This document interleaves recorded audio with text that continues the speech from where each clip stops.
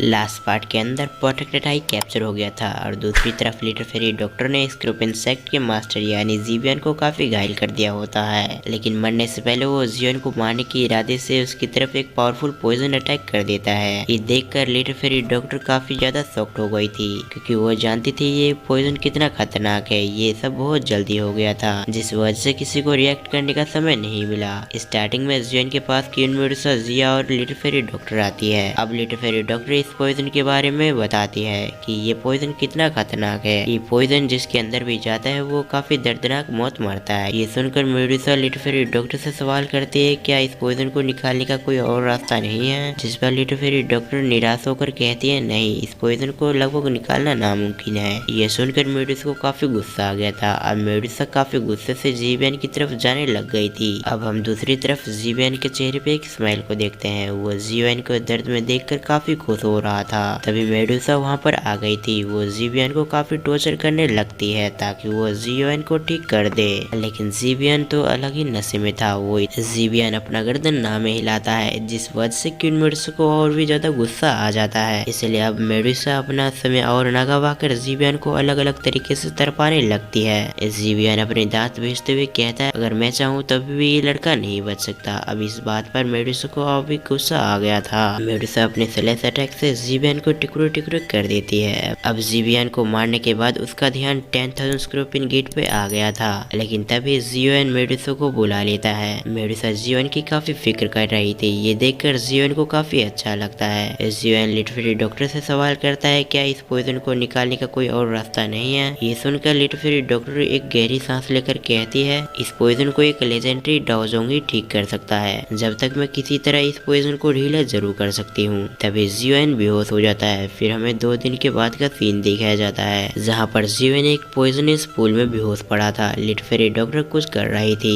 Medusa little fairy doctor से सवाल करती है क्या ये पॉइजन जिवियन को ठीक करने में मदद करेगा, जिस पर लिटिल फेरी डॉक्टर जवाब देती है अगर जिवियन मेरी गाइडेंस पे ट्रेनिंग किया तो जिवियन ठीक हो जाएगा। अब लिटिल फेरी डॉक्टर उन दोनों को बाहर जाने को कहती है। ये सुनकर मेडुसा इसके लिए साफ साफ मना कर देती है। अब लिटिल फेरी डॉक्टर स्पीचलेस हो गई थी। तभी वो कुछ महसूस करती है, इसलिए लिटिल फेरी डॉक्टर आगे कुछ न कहकर उस पूल के अंदर जाने लग गई थी। ये सिचुएशन देखकर मेडुसा काफी हैरान हो जाती है। मेडुसा जल्दी से जिया को खींच के ले जाती है। दूसरी तरफ लिटिल फेरी डॉक्टर भी काफी एम्बेरस फील कर रही थी। लिटिल फेरी डॉक्टर उस पूल के अंदर जाते हुए कह रही थी आज तक जो भी मेरे करीब आने की कोशिश किया है वो मारे गए या फिर उन्होंने मेरा इस्तेमाल करने की कोशिश किया है, सिवाय तुम्हें छोड़कर। तुम काफी ज्यादा ईमानदार हो। तभी अनजाने में जिवियन अपनी आंखें खोल लिया था, जिस कारण से लिटिल फेरी डॉक्टर काफी एम्बेरस हो गई थी। वो कुछ कदम पीछे लेती है। फिर लिटिल फेरी डॉक्टर अपने आप को ठीक करते हुए जिवियन से कहती है मैं तुम्हारे पॉइजन को प्रेस कर रही हूँ। अब लिटिल फेरी डॉक्टर जिवियन की बॉडी के अंदर के पॉइजन को सील कर रही थी और इसमें जिवियन की फ्लेम भी मदद कर रहा था, जिस वजह से उन दोनों को काफी प्रॉब्लम आ रही थी। लेकिन कुछ समय के अंदर लिटिल फेरी डॉक्टर ने जिवियन के अंदर की पॉइजन को सील कर दिया था और इसी दौरान जिवियन ने अपना ब्रेक थ्रू कर लिया होता है। अब वो डा हुआंग के सेकंड स्टार पे आ गया था। उसके बाद जिवियन और लिटिल फेरी डॉक्टर उस पूल से बाहर आ जाते हैं। कुछ समय बाद वहाँ पर क्वीन मेडुसा और जिया भी आ जाती है। क्वीन मेडुसा जिवियन को ठीक देखकर काफी खुश हो गई थी। उसके बाद queen Medusa little fairy doctor से सवाल करती है आखिर जिवियन कितने समय के लिए ठीक हुआ है। ये सुनकर लिटिल फेरी डॉक्टर जवाब में कहती है जिवियन के पास 2 साल है। लिटिल फेरी डॉक्टर का जवाब सुनकर मेडुसा कहती है अगर इन 2 साल में जिवियन एक लेजेंडरी डाओजोंग को नहीं ढूंढ पाता है तो क्या तुम इसे फिर से ठीक कर सकती हो। मेडुसा के सवाल में लिटिल फेरी डॉक्टर अपना सर ना में हिलाती है और कहती है इस टेक्निक को मैं बस एक ही बार यूज कर सकती हूँ। लिटिल फेरी डॉक्टर का जवाब मेडुसा को पसंद नहीं आता,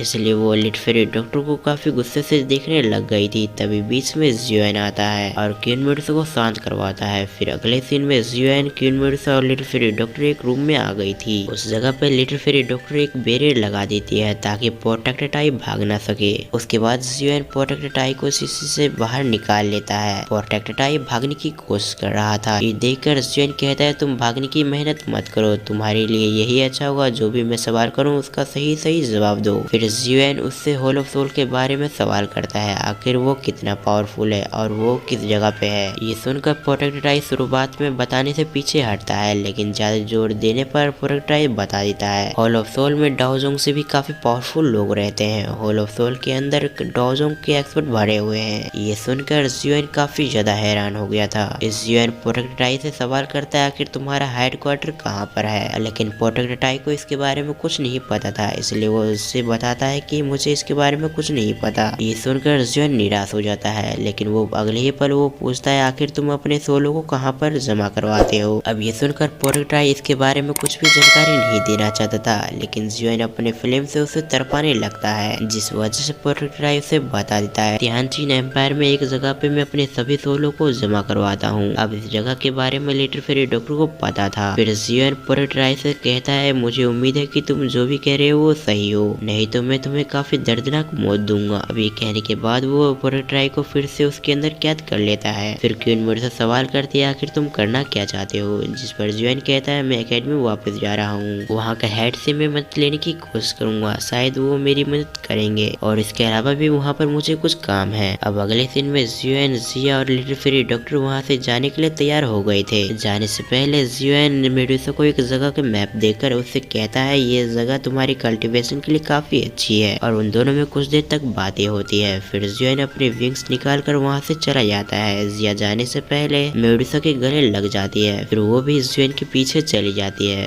queen Medusa little fairy doctor से कहती है इन दोनों का ख्याल रखना, जिस पर लिटिल फेरी डॉक्टर कहती है तुम चिंता मत करो, मैं इन दोनों का ख्याल रखूंगी। उसके बाद लिटिल फेरी डॉक्टर भी वहाँ से चली जाती है। अब मेडुसा अकेली हो गई थी, और इसी के साथ ये एपिसोड यहाँ पर एंड होता है।